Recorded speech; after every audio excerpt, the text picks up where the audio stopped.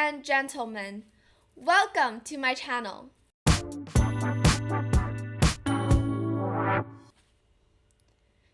In today's chess world, a young chess player is rising with incredible momentum.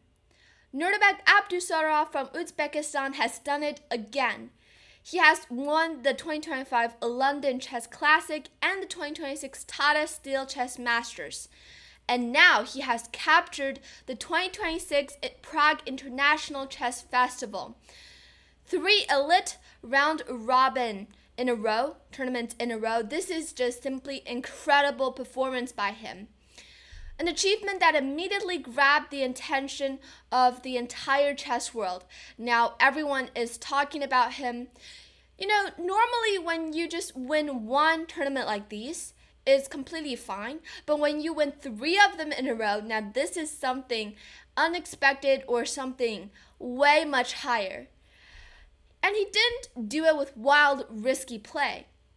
In Prague, Abdusattorov went through the tournament undefeated. He had 3 wins, and then all the other games are draws. Very calm, precise play by him, calmly securing the title with a final round draw against Hans Niemann.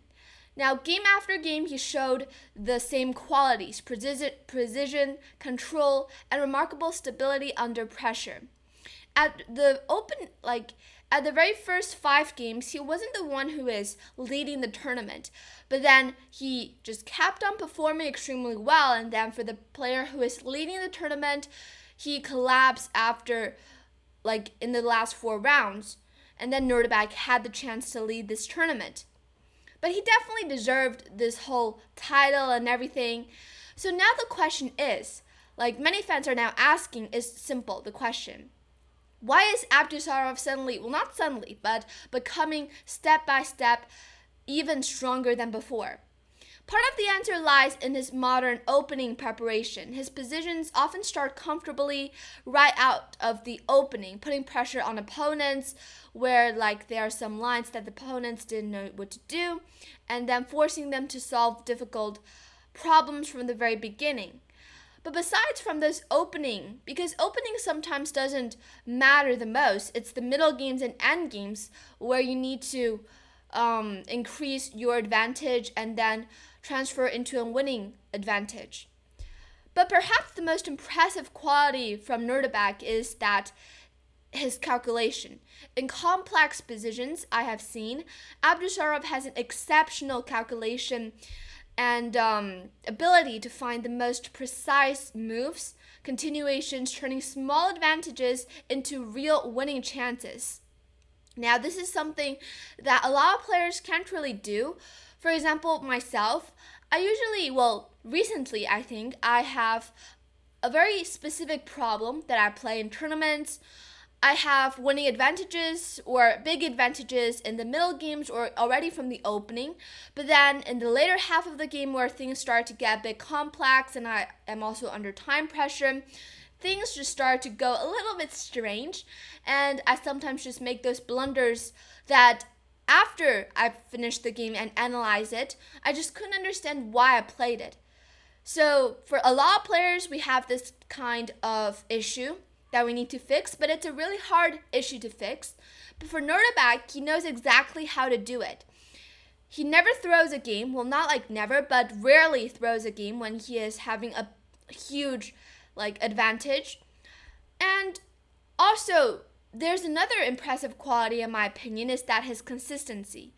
Winning one elite tournament, as I've said, can happen. Winning 3 in a row against the world's best players is something else entirely. It shows not only talent, but also the kind of stability that he has, usually associated with future world champions. This is not an ability that everyone has, indeed. But because of this, many chess fans are now starting to feel something familiar. The steady results, champions after champions, the calm confidence, the sense that now a new force is emerging. So It reminds people of the period where the greatest of all time, Magnus Carlsen, was first rising and then dominating the chess world. So the question naturally follows, are we witnessing the rise of a new era led by Abdusattorov? So that is a question that you guys can comment about and discuss about. I think it's pretty interesting. To explore that, let's take a closer look at one of his games that he played in this tournament against the reigning world champion Gukesh Dommaraju. As you can see, this is the overall score. Nodirbek is 6 points out of 9. And an incredible score, actually. He is in a 1-point lead. And let's see this game that he is playing against the world champion. For Gukesh, this tournament, he did not perform well. He might be a little bit, I don't know. But definitely this is not his best performance. But this game, it's not like a easy, smooth, perfect win for Nodirbek. Gukesh showed amazing skills. I think both sides had a lot of chances, but at the very end, it's a really complex endgame, and things started go to it could be both ways. So yeah, Nodirbek is with the white pieces in this game, and he starts with move c4, the English opening, and we have e5, knight c3, knight f6, and e3. All of this is theory, and here bishop b4. Nodirbek plays knight g2. And Gukesh here plays this move d5, c takes d5, and knight takes d5. Here queen b3 was played. This is all opening moves. Knight takes c3, and now here queen takes b4. As I've said, Nodirbek is well known for his opening preparations and everything, but already, as you can see by his time usage here, he is already using time to think in this opening variation where it's quite well known, or at least for Gukesh, he definitely knows how to play it. And here the best move is definitely to take b takes c3, and gaining a tempo, this bishop goes back to d6, and then there are ideas of knight g3, and then d4 ideas. But instead here, Nodirbek decides to take on b4. He didn't think for too long, and I think, in my opinion, he definitely knows that b takes c3 is one of the best moves, or the best move in this case. But he probably wanted to play something more interesting to let Gukesh also get out of his home preparation into an unfamiliar field. So he played queen takes b4.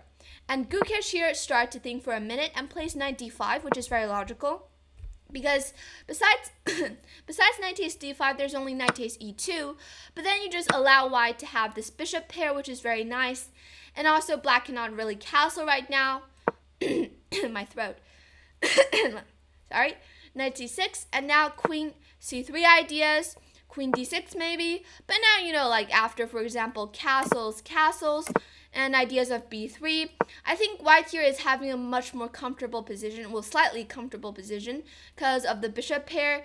And here, however, Gukesh definitely knows that and plays this more logical move, knight d5. Queen goes back to b3 and knight d6. Very normal development.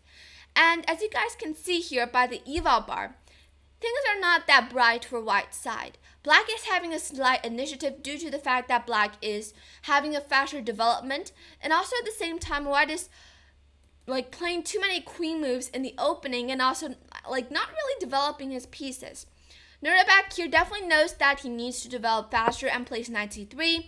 Knight b4 was played and bishop c4. So now finally the pieces are out and white is threatening the f7 pawn. But the problem is that here black can play this check knight d3. Here very interestingly, white does not really take on d3, and after queen takes d3, knight b5 here. This is not good at all for the white pieces because simply black can just go back with queen d8, ignoring this queen trade offer and then threatening a6 on the very next move, and this knight will have to go back. Bishop e6 is coming out, and as you can see, even though this is opposite colored bishop position, but really black's bishop is light square bishop is much better than white's light square bishop. So already this position, black is much better than the white pieces. Alright, So here, this means that bishop d3 is not a good move. But you might ask, okay, this king is under, right now being checked. Then what should white do? Because if you move the king, you lose the chance to go short castle.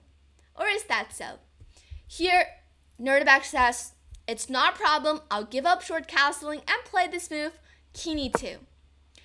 Now actually this reminds me of a line where, go back to the very start, from the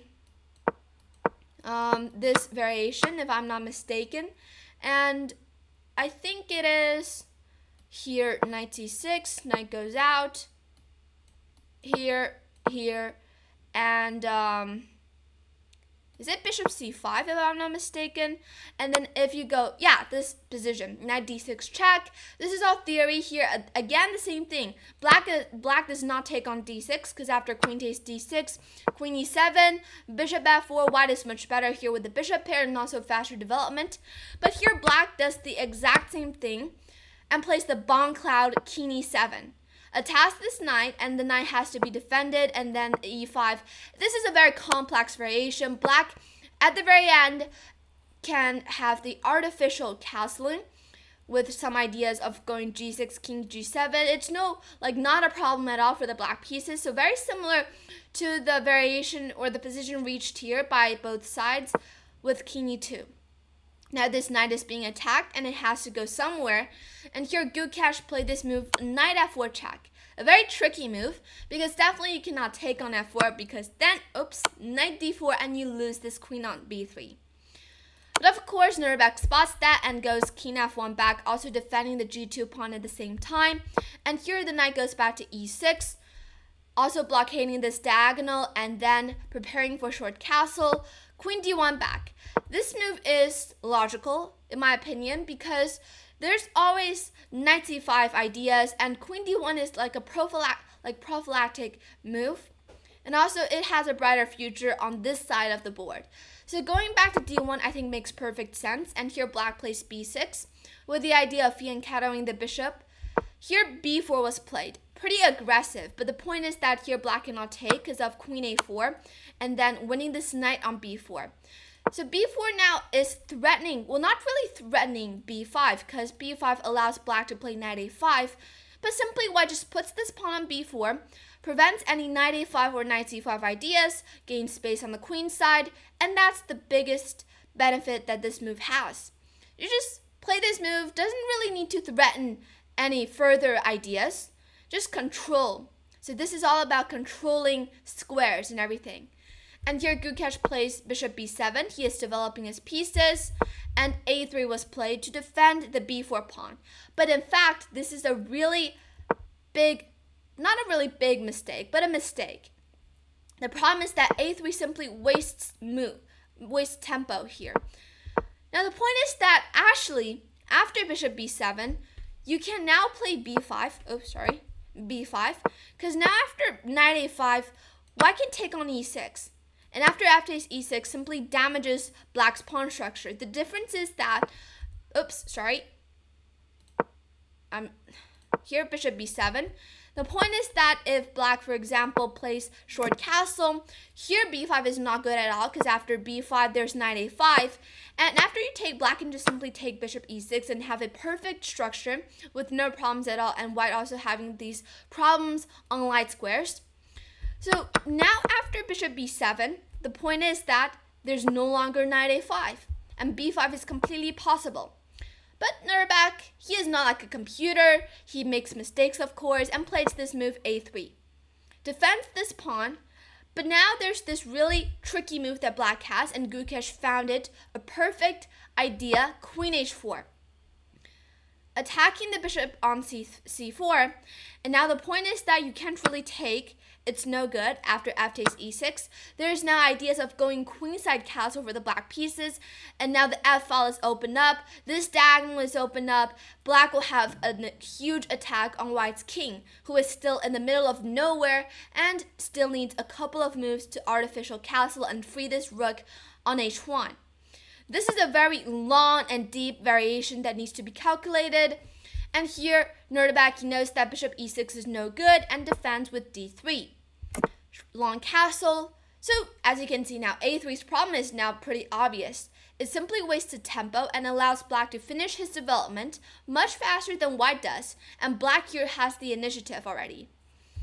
Here, Nodirbek plays bishop b2, developing his bishop as well, but really it doesn't attack anything so far, so it doesn't make a big difference. And here, knight g5 was played by Gukesh. I'm not going to say that this is a huge mistake.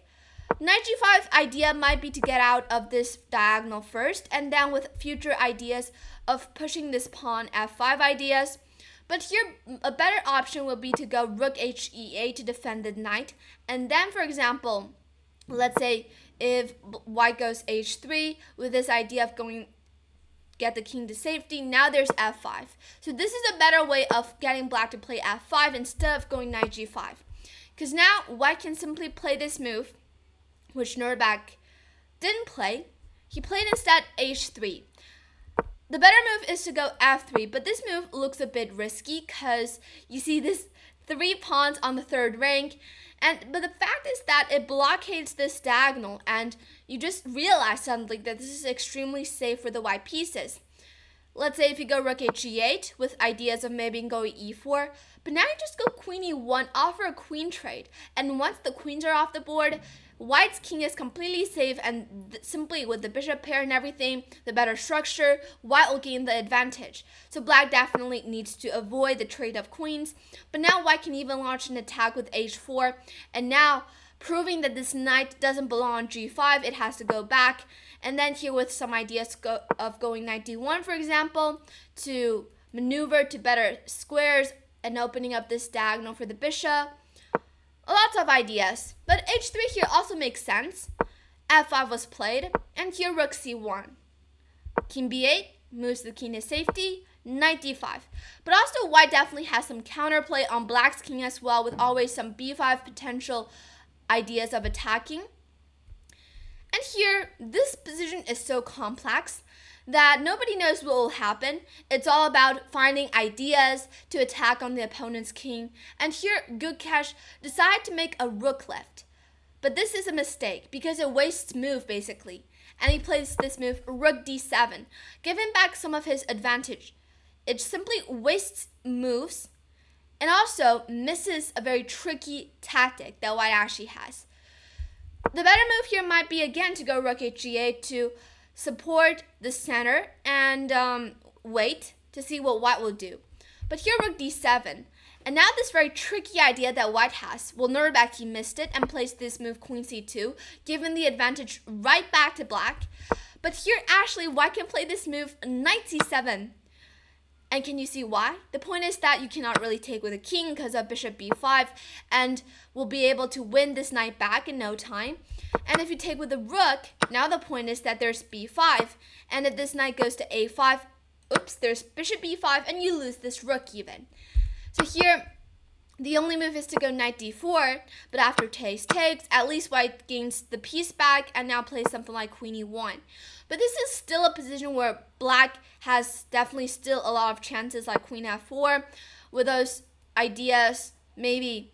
So I could say that maybe Nodirbek, he spotted it, but finds it really hard to evaluate the position after a lot of these like trades and everything. So instead he decides to play for this more calm move, but not precise, queen c2. Now kind of preparing knight c7 or putting pressure on the c7 pawn indirectly.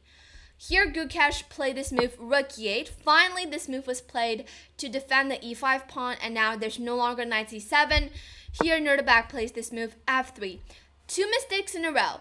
But I could say, I could understand that his idea is to go queen f2 to trade the queens. But here Gukesh plays this prophylactic move, queen h6 back, and there's no longer queen f2 that can offer a trade. And also this e3 pawn is somehow a little bit weak, I could say. This structure for Nodirbek is a little bit strange, but also at the same time, black definitely knows that he might be better because it looks like he has a ton of counterplay, but it's only looks like. Because once you calculate, it's really hard to find the correct way to increase the advantage. So that is one of the hardest things when you're playing chess. It always seems that you're having a huge advantage, but when you really look deeper into the position, you can't really come up with any effective idea. So that is like the big difference between amateurs and grandmasters. So here instead, king f2 was played, queen h4 check, and knight e6. Knight c3, but this is again not a good move because normally in a game, do not retreat your knight for no reason, as well as the queen. The knight and the queen are two pieces that you should not retreat with no reasons. Knight c3 here, I could say the idea might be to, run away from this diagonal. That's all I can think about. Because it looks a little bit weak on d5, but it turns out to be completely fine. Here, the point is that if you go queen f2 immediately, this queen definitely goes back to d8. And here you can actually play e4 to defend the knight instead of retreating it back. But it's really hard to calculate all of these because it also weakens the d4 square. Black is much better here, I could say. The best move is actually to go king g1, but this is like a so quiet move, and I think like humans will find it really hard to play a move like this. So instead, Nodirbek plays knight c3, and here queen h6 back. Gukesh is actually playing extremely well so far. Queen f2, g5, this is all fine. King g1, queen g6, knight e2. So now this knight is going somewhere. a6, h4, g4, and here Nodirbek made another mistake. And he played this move, h5. Attacks the queen, but after queen h6, as you can see, this pawn is fixed on h5, and white is running out of counterplay on the king side. But also, he doesn't have anything on the queen side. And here Nodirbek decides to open up, get a little bit messy, like the position, to mess up the position, f-takes g4, f-takes g4, and knight g3. At least now this knight has an outpost on e4 and also ideas of going knight f5. But as you can see, this position, Gukesh already has a pretty big advantage. But it's like a positional advantage, not really material. He is not up in any pieces or pawns, just a better position, that is. And usually those kind of positional advantages could be really hard for players to keep hold of it. Sometimes a single inaccuracy or mistake could just throw the advantage away or a little bit of it away. But if you keep on playing inaccuracies or mistakes, then it could most likely be gone after a couple of moves, and even your opponent will have the advantage. So here Gukesh played this move b5. Already not really going towards the best, the correct way. Here, this best move is to go knight f4, which is a tactic. After takes, knight goes to e4, and then g3. This is so insane. So I think it's completely fine that Gukesh didn't play it and instead played b5. Bishop e6, rook takes e6. But now this position gets a little bit more simplified, and white is getting safer. So here, Nodirbek plays queen e2 and attacking the g4 pawn. And here, knight d8 was played. Black is not losing, but suddenly this position is completely equalized. Now, this best move for him is also like a computer move, rook e8, just to go back, that's it. And with future ideas of going rook g8, rook f7 or something, knight d8 idea is to go like knight f7 or something, knight g5, but as you can see, just simply a mistake and a blunder, two moves, and Gukesh threw all of his advantage away, and now the position is completely equalized with chances for both sides. So here, rook h4, attach this pawn, rook g7, another mistake, and here already white is better after rook g7. But I can understand because Gukesh only has 42 seconds on the clock. So it's understandable that he made mistakes. Again, the only move is to play rook e8. Not only move, but the best move is to go rook e8. And now, of course, if white takes, there's rook f7. And with future ideas of going rook c5 and after bishop c8. But already I could say that in my opinion, white is the side who is attacking instead of black. White already has this king on safety. And in a safety place, and already black, due to the fact that he is attacking so hard in the previous moves, now these pawns are all stranded without any other pawns defending it.